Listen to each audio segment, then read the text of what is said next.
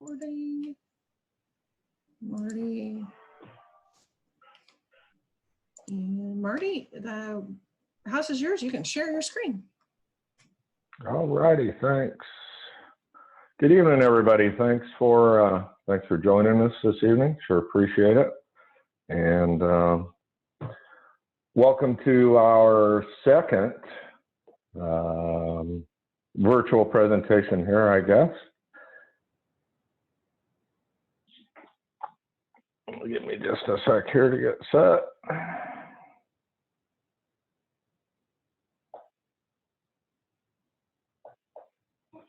And hopefully everybody can see my screen. We good there, Leanne? Yep, I can see it. We're good. Excellent. All righty.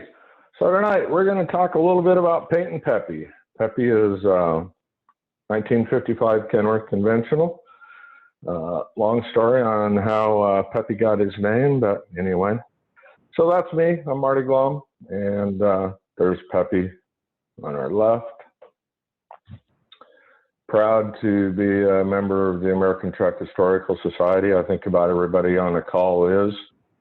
I surely want to thank y'all for your membership, your support, your loyalty, and most of all, your patience through all of this that we're experiencing right now with no convention for the first time in a long time, and trying to find some alternatives to that. So again, thank you all very much for that. Appreciate it.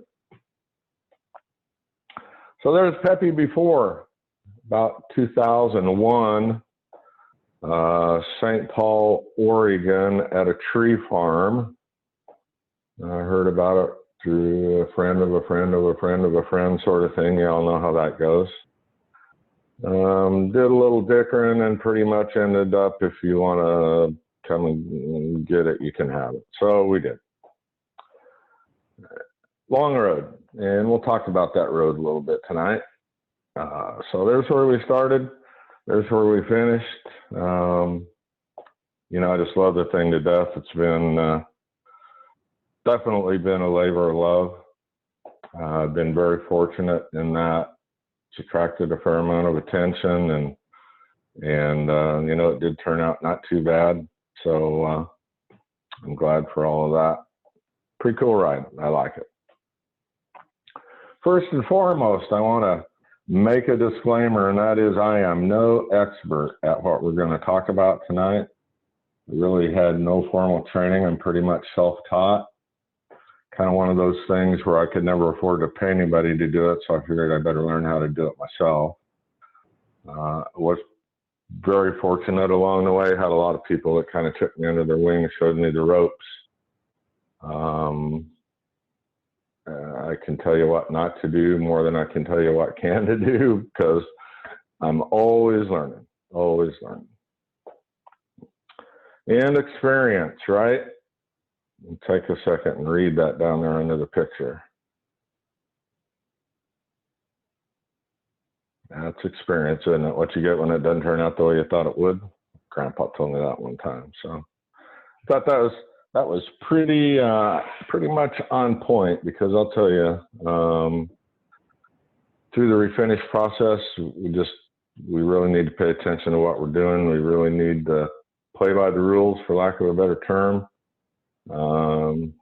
And sometimes it just goes to, you know what, in a handbasket, and you really don't know why. So another one of those times where we gained experience. This is not a commercial. There are tons of automotive paint manufacturers out there. They're all good. I'm going to share with you tonight what I'm most familiar with, what I use, what I've had good luck with. And I really think there's something to that. I've tried some different brands and had mixed results. So I would suggest to you that if you find something that you like, that you're good at, that you understand kind of how it works, you stick with it. So we'll hear a lot about Axalta tonight, formerly DuPont Performance Coatings. But the others are just as good. Again, I'll just share with you what I have experience with. And they all kind of have a system. So some products go together, some products do not go together. They all have very intentional uses, and we need to kind of pay attention to that as much as we can and follow the system. And tonight we're going to talk about overall refinish or complete refinish, you know, painting the whole darn thing. We're not going to talk about any kind of spot repairs or blending or color match or melt and clear coat or any of that good stuff. We're going to talk about an overall, those other kinds of operations, blending and spot repairs and so forth. Totally different process. And in a lot of instances, different materials. So again, we really do need to try and follow the process, and most manufacturers have that. They recommend things to be done in a certain way using certain materials. No way, shape, or form follows the process that the OEMs use, if any of you are familiar with that, especially in the automotive world, where they paint with robots and they apply material with turbines that spin at 30 or 40,000 RPMs to atomize that paint and to transfer it to the surface. There's just nothing like that we can do in the aftermarket, in the body shop or the truck shop. So we really do need to try and follow their process. And they give us some help along the way, and they'll point us in the right direction. We'll talk a little bit more about that here as we go through this.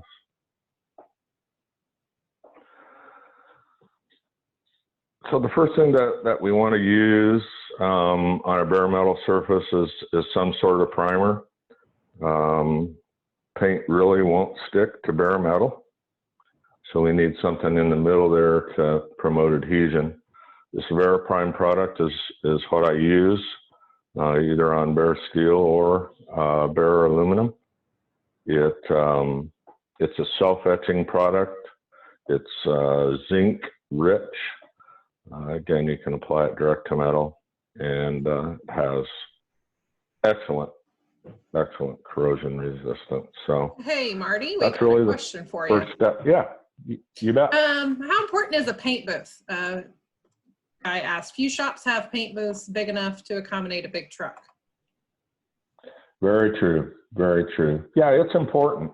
And I was fortunate enough that I had access to one when I painted the cab and the hood and the fenders and stuff, but my access to that is gone. So what I've done since then and going forward will be here in my garage. And, you know, it's hard to keep it clean. Even in the best of circumstances, you're going to get some dirt.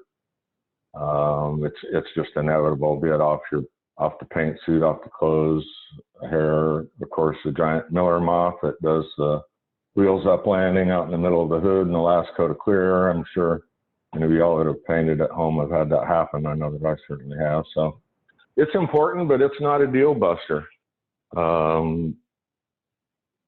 There are some things that we can do to minimize the dirt. You know, use a wet floor, squirt down the walls, try and get some air circulation going in there from a good, clean, fresh air source. Stick some furnace filters in the wall or something like that.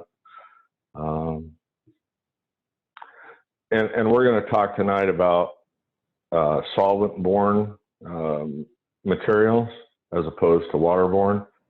Waterborne is much more finicky because it relies on circulation of air to dry, whereas the solvent-borne materials that we're going to talk about tonight really rely more on heat and letting those solvents evaporate to complete the cure process.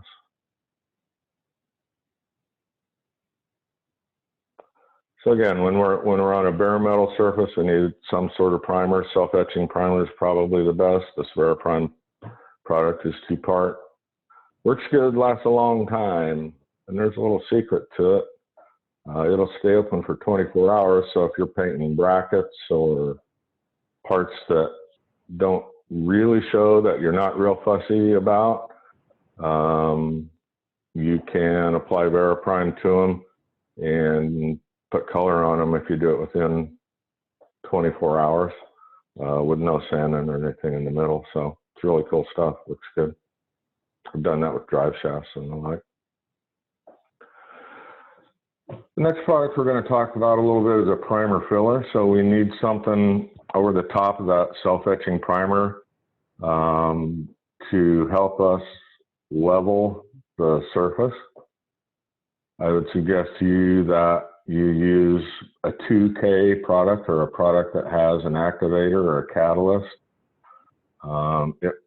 It's a far superior material when those two elements, the accelerator and the material itself, come together and link up and start that cure process. It really improves the performance of the material. Helps us reduce things like sand scratch swelling and pinholes and things like that that we used to see when we used a 1K product or like a lacquer primer where there was no accelerator in it. Again, this Premier Pro is the stuff that I use. It's a urethane base. Can put it over a lot of different substrates, and it's a high build kind of product. So you can apply a fair amount of material at one time to help you with block sanding and things like that, and trying to get the surface more flat. Hey, Marty. Ken wants to know what kind of respiratory protection is required when using these materials for the absolute best you can get. I mean, the ultimate is to be in a paint booth with a fresh air supply, fully suited up. Unfortunately, not many of us have that at home, and just a good mask. Invest in a paint suit. I mean, they're like $9 or $10. You can absorb those VOCs or volatile organic compounds in through your skin. You want to wear gloves. You want to try and do everything you can to protect yourself. Because there's, this is nasty stuff, and there's a lot of guys out there, and probably me included. In fact, I know me included, that are 20 years old, bulletproof. Go out there, spray a whole bunch of Amron with a wet handkerchief over your face, because that was the best you could get at the time, and no shirt on, so that the dust and stuff out of your shirt didn't get in the paint. Not very smart, not proud of it. It's just the way it was done back then. Surely not the way I do it today. So again, if you have a paint supplier like a Finish Master, they're a chain that's nationwide. They can surely help you get the best mask, and a mask that fits good is also important, so that you filter out as much of that stuff as you can.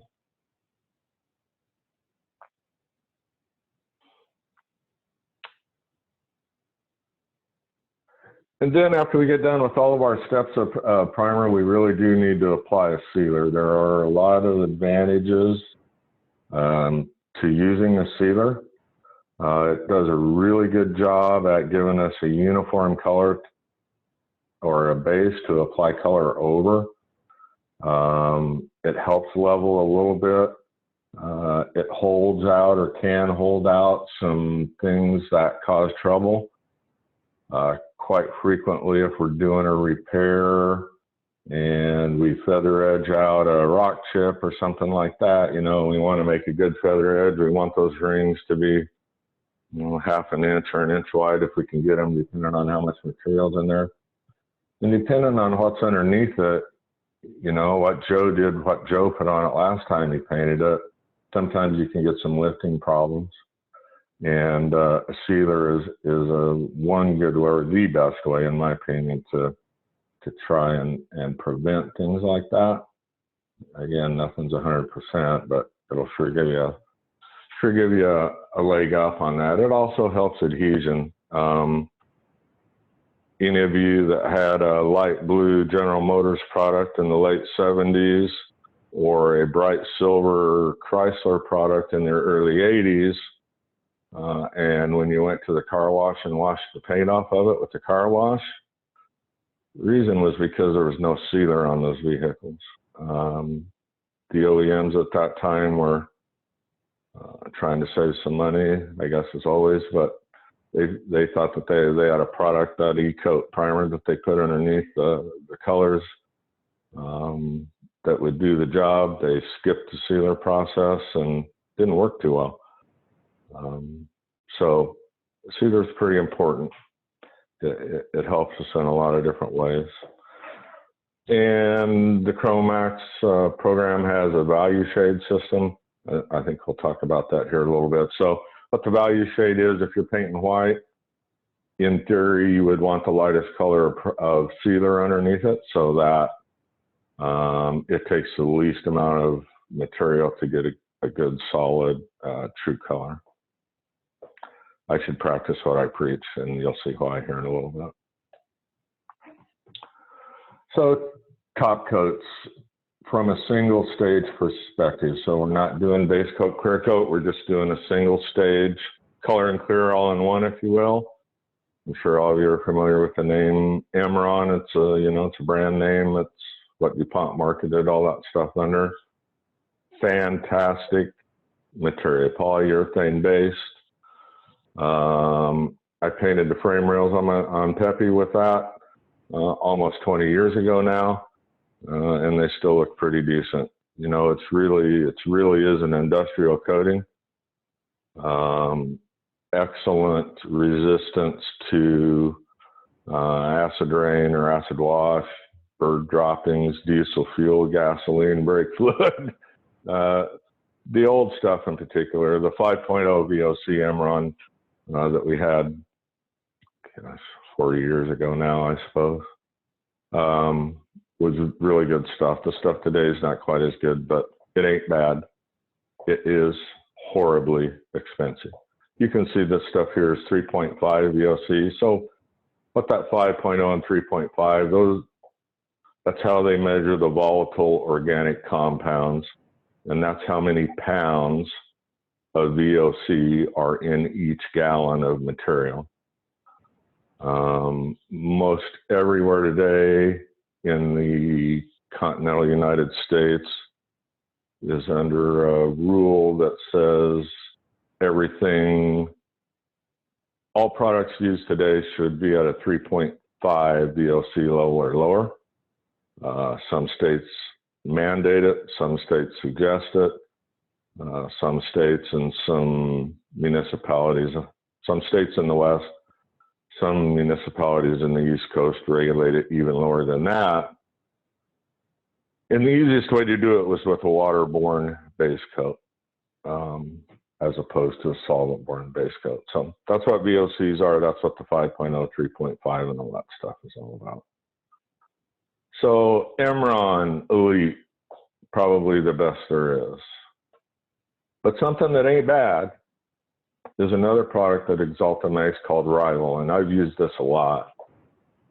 It's a polyurethane product as well. It is single stage. You can clear coat it if you want to, but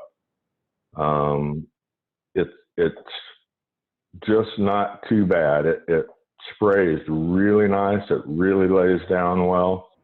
It's got superior gloss.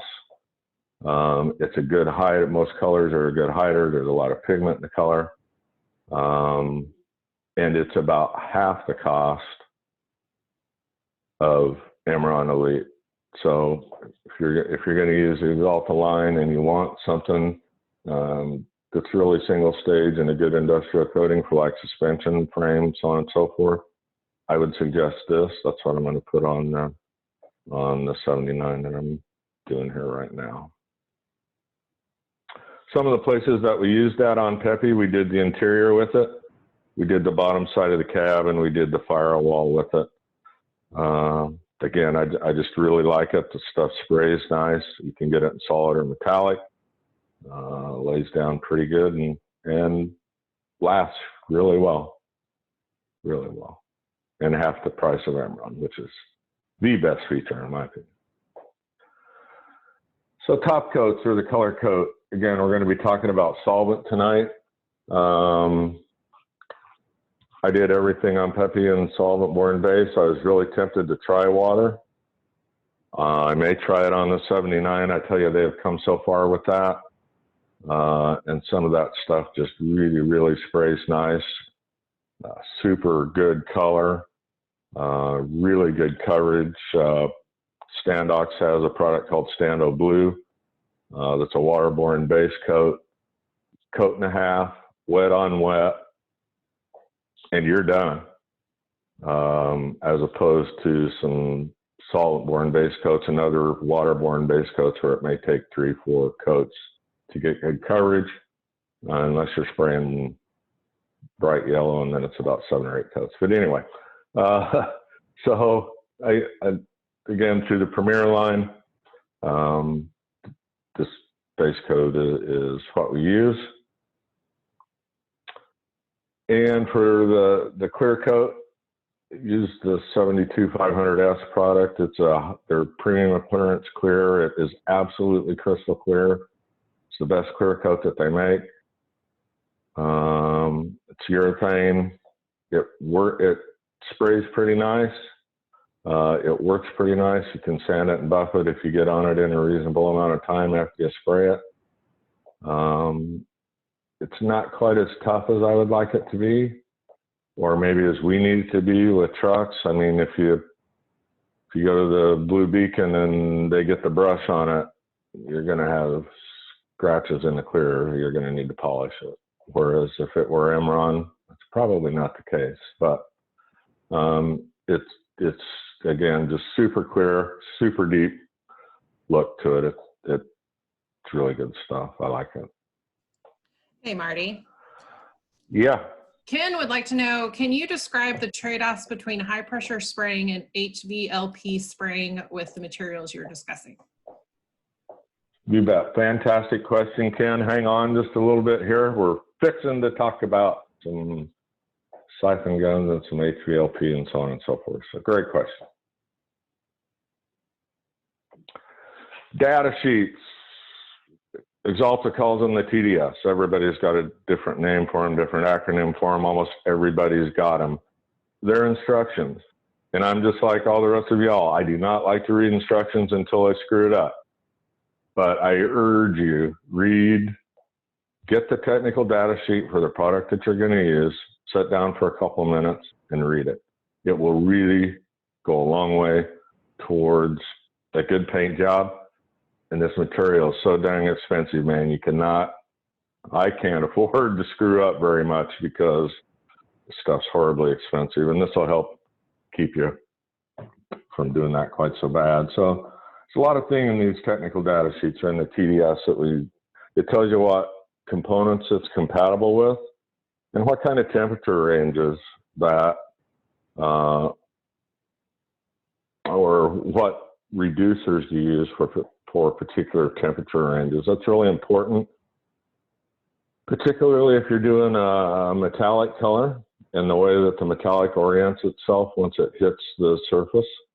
The reducer that you use will make a huge difference in color, along with application and some other things. But again, pretty good information here. Tells us what reducers to use, what activators to use. The mix volume, 2 to 1 to 10%, unless you have a gram scale, or 15 to 17 seconds in a number 2 Zahn cup if you happen to have one of those. So the Zahn cup is like a ladle, if you will, with a hole in the bottom of it. And you dip that down into the paint. As soon as you lift it out of the paint, start your stopwatch. Let the cup run until the solid stream breaks and stop your stopwatch.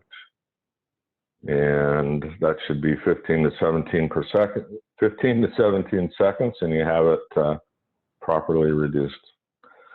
That way you don't have to worry about 2 to 1 to 10%. You don't have to have a gram scale, really. Just reduce until it comes out the cup right.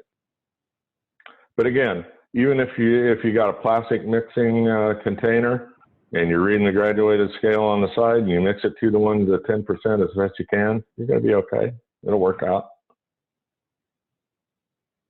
tells you what kind of additives you can use if you need to. They talk about some accelerators here. I would strongly suggest that unless you live someplace that is really cold, you're painting in your shop and you got a minimum temperature, most of this stuff needs to be 50 degrees or warmer to apply it.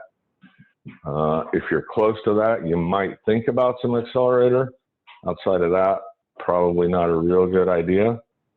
Fisheye eliminator, and I'll tell you, just don't use it, because once you start using it, you have to use it all the time. If you put it in 1 cup of paint because you think you got some foreign material over here, and you don't put it in the next cup of paint, if you didn't have fish eyes before, you will, because it's actually a silicone-based product that does not react to the silicone in the surface that's making the fish eye. So once you use it, you got to use it all the time, or you're going to be in trouble. So I got a big red X on there. And flex additive, you know, if you're painting flexible parts, urethane parts, plastic parts, flex additive is a really good thing to use. The acronym there, RTS, means ready to spray. So you put that, like the flex additive, you put it in after you've mixed it in the proper proportions, and then add 2 ounces. Substrate. So what this material, and we're using the data sheet from the clear coat. So what material you can properly apply, or what substrates you can properly apply this clear coat product over. Tells us that in the TDS as well. A little bit about surface prep. 15 to 30 minutes for the base coat to dry prior to applying the clear. And you want to extend that a little bit. If you got a whole lot of base on it, then tri-coat colors a little bit maybe cooler. Rule of thumb is 15-minute flash in between most everything, and you're pretty good shape. Hey, Marty. Yeah. What about metallic flakes as additives?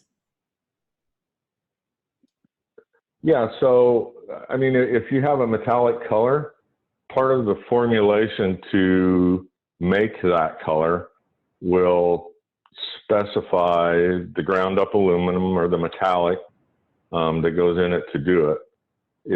If you want to put that in a color that doesn't, like you want to make a black metallic and you take a quart of pitch black and you get some metallic from the paint store and you put it in there, will it work? Yeah, sure.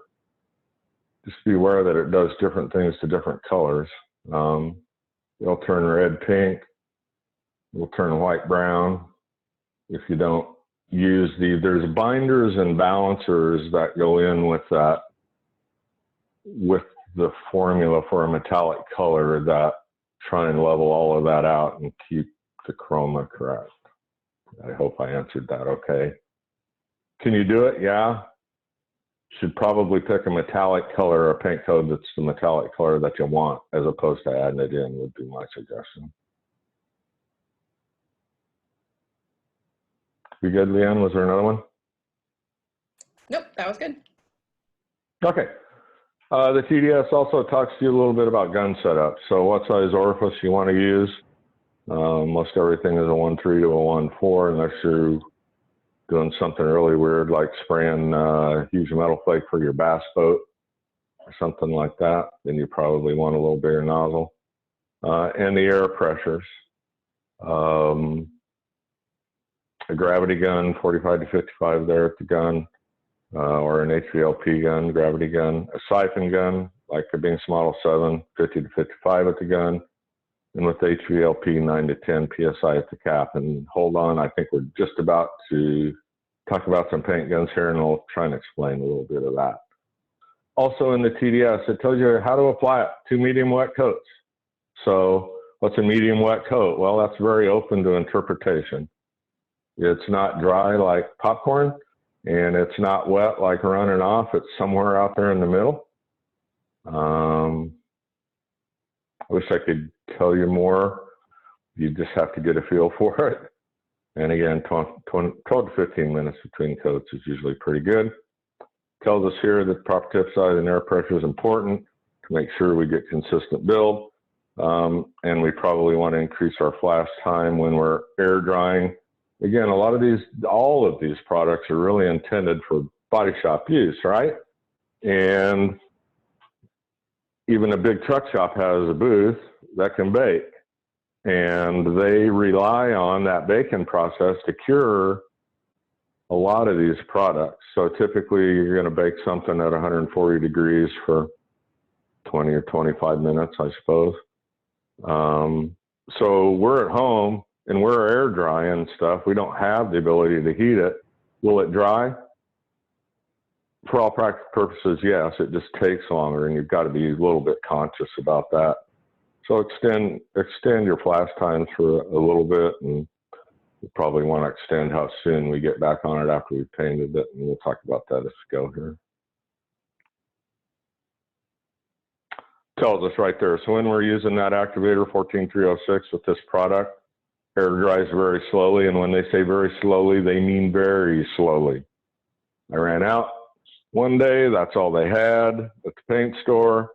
I grabbed it to paint some small parts. 3 days later, I was really wishing they would hurry up and dry. So, you know, when it says things like that, try and pay attention. They've experimented and kind of know what's going on there, right? We can recoat it at any stage, as long as we wait more than 24 hours, we need to scuff it back up. Yeah, go ahead, Leanne. Can you set up an infrared lamps in your garage to enhance the drying process if you do not have a booth? Yeah, you sure can, but that's going to be pretty focused, especially if you're, you know, like painting an A model Kenworth hood or something like that, or a Western Star hood or Peterbilt hood or whatever that's really long and really big. To really do it effectively, you've got to heat the whole thing, and you really need to do it uniformly. I don't think it would be good to dry one area faster than another area. Might create some problems. I've honestly never tried it. So I don't have a better answer than that. Might be worth a try, who knows? Nothing ventured, nothing gained, right? Okay. How much do we put on? So here's in a perfect world. This is what kind of material buildup that we want to use, and paint is measured in mils or thousandths of an inch. Our overall is 6 to 8 mils, and more is not always better. You can actually pile up these materials enough, or if you're painting over, repainting something that's already got 6 or 8 mils on it, and you put 6 or 8 mils on it more, probably going to have some trouble. We want to try and keep our primers from 1 to 3 mils. We want at least 1 mil of base coat, and we really would like to get at least 2 mils of clear coat, because in a base clear or 2-stage refinish process, all of those UV inhibitors and everything are in the clear coat. The base coat by itself has none. Put plain old, even, you can activate base coat a little bit and help that, but it's not resistant to much of anything at all. So we for sure will always want to put clear on it. We always want to get that clear to an edge, and we really want to try and get 2 mils. Now, if we're going to color, sand, and polish, we need to account for that. And we're certainly going to take some material off of it, or some clear coat off of it, reduce that mil thickness when we color, sand, and polish. So instead of 2 coats of clear, probably go 3, depending on how it's going to lay down. Okay, paint guns, siphon guns, HVLP, all this stuff. That's a picture of a Binks Model 7. It's absolutely my most favorite paint gun in the whole wide world. Probably one of the most inefficient paint guns ever made. It has a transfer efficiency rate of about 40%. So what that means is that 60% of what you spray goes in the air. It never reaches the surface of what you're spraying on. At the time, That was about the best technology we have. Today, we have HVLP guns. We have high efficiency HVLP guns. 65% transfer efficiency, I believe, is the standard that national rule calls out to regulate or try and control the VOCs going into the atmosphere. Right, the more paint we put in the air and the less we put on the truck, the more goes in the air, the more we're going to punch a hole in the ozone, more of those VOCs get out there. So we want high transfer, high efficiency guns. And I really had to change the way that I painted. So with my Binks Model 7 here, I'm about 12 or 18 inches off the surface. Fan as wide as it'll go, and I'm moving pretty slow. So I transitioned over to an HVLP gun, started playing around with that thing. I end up about 8 inches off the panel and go like a streak. That's an exaggeration, but twice as fast as I went with the siphon gun. And the amount of material that you use is greatly reduced. I couldn't believe it the first time that I used an HVLP gun. So HVLP stands for high volume, low pressure. I think we saw back here in our paint gun setup where we wanted like 9 to 10 pounds at the actual nozzle or at the cap of the gun. Probably more like 26 to 29 pounds going into the gun. So high volume, high transfer rate, low pressure. Doesn't use nearly as much air. And I have 3 guns. I have a primer gun like this one here. It's got bigger parts in it. Easier to clean, easier to keep clean, and easier to spray a little bit heavier product. We talked about our clear coat there going through the on cup in 15 or 17 seconds. Some of these high build primers are up there around 25 seconds, so it's really heavy material. You can spray it with a regular gun, with a color gun, or you can spray it with that Binks Model 7 if you want. Just not nearly as efficient. And again, as expensive as the stuff is, if you do it very much, you'll save money. I use this GT40 to build this for color. It's kind of an antique too, but I like it. I'm used to it. I know what it does. I know how it sprays. It's 65% efficient, so I guess it meets the muster. I'm just used to it and I like it. This clear coat gun that I have is an Iwata. The thing is 80% efficient. It really, really atomizes the paint much better than my DeVilbiss does. This gun is really intended just for clear. And man, I'll tell you what, it flat lay it down. It's good stuff. It's an expensive gun. But if you want a good job, that's kind of part of the price you got to pay. Can you do it all with this gun? You absolutely can, and you'll do a great job with it. So I know there were some questions about guns. What other questions do you have that I did not answer already?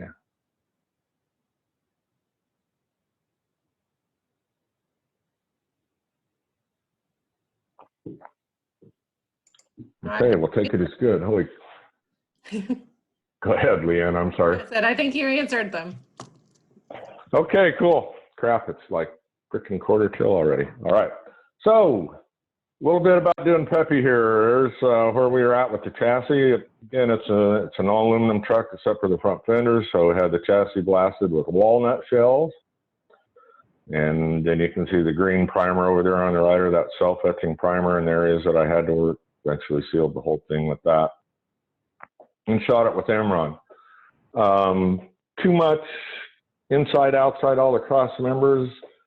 Too much to keep up with and do a dry edge, so I painted the inside of the rails first, and that front cross member first, the center cross members next, mask all those off, and then just left the outside of the rails to focus on where I could make sure that I was able to keep up with it, kept a good dry edge, get good gloss and everything, and minimal screw up. So guess it turned out okay. Big day there when we rolled the thing out of the shop on its own wheels. That was a red letter day. I got the motor and tranny in it. The cab, I did not blast it or have it blasted. I'd stripped it chemically. It's personal preference. I've been involved with some projects that have been blasted, and they probably did more damage to the vehicle than it had on it before the restoration or before you started fixing it. So I'm kind of selective about what I do. Sheet metal, I prefer to do it by hand, just chemically strip it. It's nasty. That's tough stuff, but that way you don't have any more damage than you started with, generally. So that self-etching primer on bare aluminum there, starting to put our high build primer filler on there, block sanding it. Last coat of primer there, pretty much ready to go. The doors, they were pretty nasty. The shells were really broken up in the latch area, so I had to pick the skin off of them. Fabricated most of that shell, at least on the backside there where the latch and the striker and stuff are, and then riveted them back together. The front fenders, again, the only steel parts on it. Everybody that has a butterfly hood truck, or maybe everybody on the call, knows how much abuse these fenders can take. Somebody in their infinite wisdom turbocharged a small bore coming somewhere along the way there, cut out a coffee can, welded that in the right fender apron, and apparently it ran a little bit hot because they just took a torch and cut all the louvers out of the left apron. So found a couple of fenders that at least had usable inner panels there. I got them straight, fabricated a lot of that center part of the fender, and made some pretty decent front fenders out of them. There they are on the left. All the metal work's pretty much done. They're ready to go. They're as straight as I can get them. And so we're fixing to smear a little Bondo on them here over there on the right side. And see, I should practice what I preach. There I am, sanding Bondo. I got my dust mask up on my cap where it does a lot of good, right? There's, Bondo's a trade name. There's all kinds of polyester fillers out there. This is what I like. It's pretty good stuff. It's light. If you mix it right, you don't get any pinholes, little bitty tiny holes that are like little bubbles of air that get entrapped in there. If you stir or beat Bondo up with the activator, you can entrap air in there and make those little holes, and they just don't ever go away. So this is pretty good stuff. Easy to sand, as easy as any of it.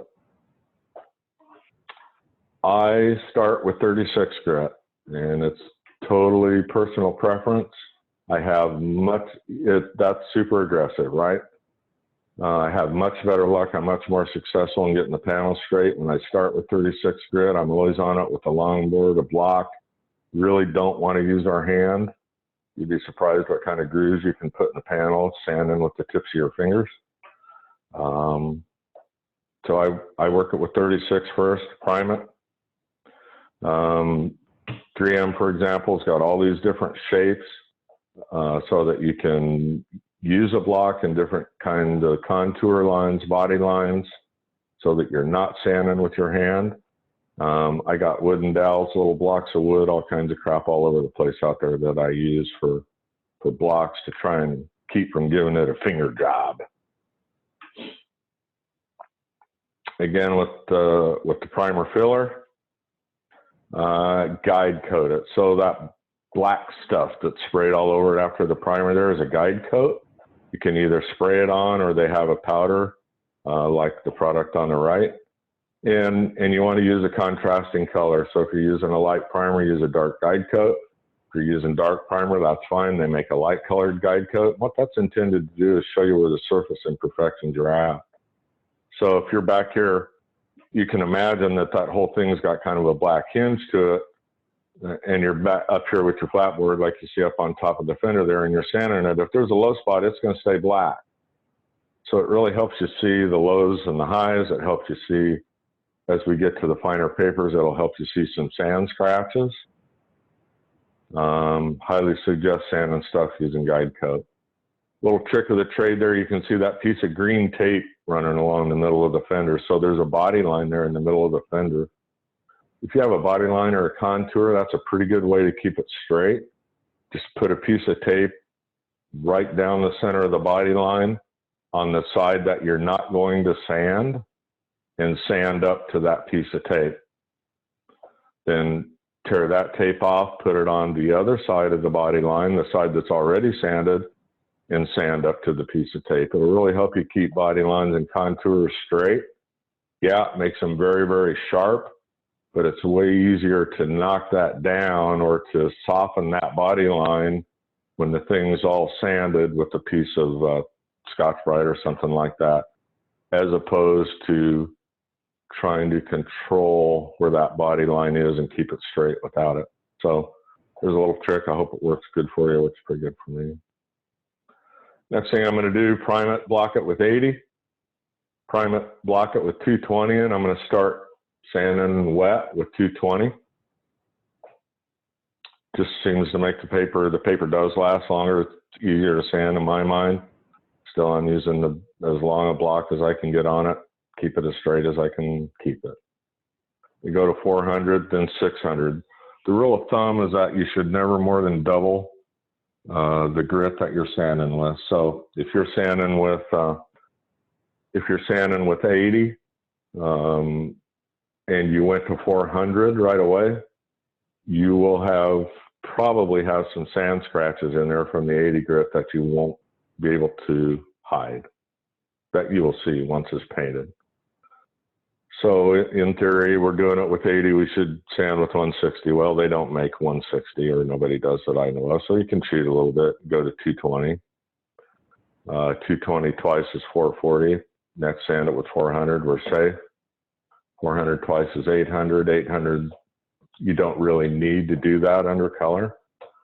So I'm going to go to 600. It's a little bit faster, but still that will leave a sand scratch that any color or any sealer really will fill. And I usually do it twice with 600. Once I think I finally got it good enough, I try and do it one more time. It's hard. It's a long, tedious process, but well, you always pick up something on that second time that you didn't see before. And I mean, it's all about the prep. Everything, you can be the best painter in the world. If you sand the thing with a brick, it's going to look like crap, right? So it's all about the preparation. The better you prepare it, the better the paint job will look, and actually the easier it will be to make it look that way. There they are, fenders ready to go. Finally, it's been about a year on those stupid things. The hood, could never find a better hood than what I had, so I decided I had to make one. Got out my English wheel that I hadn't used in a long, long time, and made those 5 pieces of the hood. Probably the hardest part of that was this rolled wire bead edge down along the bottom edge there. Could never get that to close up with my bead roller. I made all kinds of scrap aluminum, ended up doing it all with a hammer and a dolly. So, but we got it, turned out okay. Always had to make time for a test drive once we finally got it running. So there it is on its maiden wood. First time out of the garage under its own power. It was a happy day for sure. Almost ready to go there. We got everything, almost everything, and we got everything built. Some of it primer, some of it not. We're getting closer. At least it's all together. It all fits. But I want to put some stripes on it, so I need to lay those out. And I just, you know, I really prefer to paint things apart as opposed to trying to mask, and in particular on here. So, you know, I got gray under the hood on the bottom side of the hood. I got black and white on the outside of it, different colors. It's just really hard to do. I like to paint things apart. So long story short, got to lay out these stripes so that when I get all these different parts ready to paint, I can reproduce that stripe. So that took a little bit of doing. Take the cab back off of it, tear the thing completely apart, start painting. So first thing we want to do is sealer, right? So we put some sealer on there. I put the darkest color of sealer on it, even though I'm painting white. And the reason is this: the best way to get black, to get really dark black, to get really deep black, is to put it over black. So I chose a black sealer. My white is going to cover. It's going to take more material. I know it, but I want the black and I want it deep, and that's what it took. So we sealed it as dark as we could. We put black base coat over the entire thing. I was afraid, because white over black, just to make sure I didn't have any trouble with seeing the black underneath it after the stripes, I just painted the whole damn thing black, masked off the stripes, masked off the roof, all the parts that were going to stay black, and then put white base coat over the rest of it. Clear coat on top of that. Success. Got pretty lucky. It laid down pretty good. Pretty happy with the finish. The doors I didn't think were as good as they should have been, but they are what they are. So I painted them again, or clear coated them again. Anyway, finishing it up. Can we sand and polish this stuff? Most of it you can. In particular, a base coat, clear coat process is intended to do that. We want to use 1500 grit or finer when we sand. If there's a lot of orange peel in it, or feeling brave that day, I usually hit it with 800 a little bit. It knocks it down faster, levels it faster, then go to 1500 grit, then 3000, then 5000 grit. You get in there about that 3000 grit, it's a good thing they put 3M on one side of the sandpaper, because 3000 is so fine you're not really sure which side of the sandpaper you're supposed to use.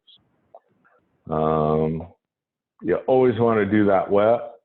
Put a couple of drops, 3 or 4 drops of Dawn dish soap in the water, and particularly if you're getting on it maybe a little bit sooner than you should, to sand it after you sprayed it. It just makes it a little bit slipperier. Helps the paper stay cleaner. If you get a piece of dirt that you're trying to knock down, hopefully you'll keep it slick enough that you won't drag that dirt around and put a worse scratch in it than you're trying to get out. And you want to use a DA that has a really small pattern. The DA that I use to color sand with has a 3/32 stroke. That's not very big, less than 1/8 of an inch. So it's pretty fine, but that way you don't have to work so hard to get rid of those sand scratches as you polish. And that's all that we're doing by moving through these different grits, is we're getting rid of the 800 or 1000 grit sand scratches with 1500. We're getting rid of the 1500 sand scratches with 3000. And we're getting rid of the 3000 sand scratches with 5000. And when you get to the 3000 stage and you have sanded it really thoroughly with 3000, it's almost shiny again. That's how fine the sand scratches are. Can you buff it out from there? Sure.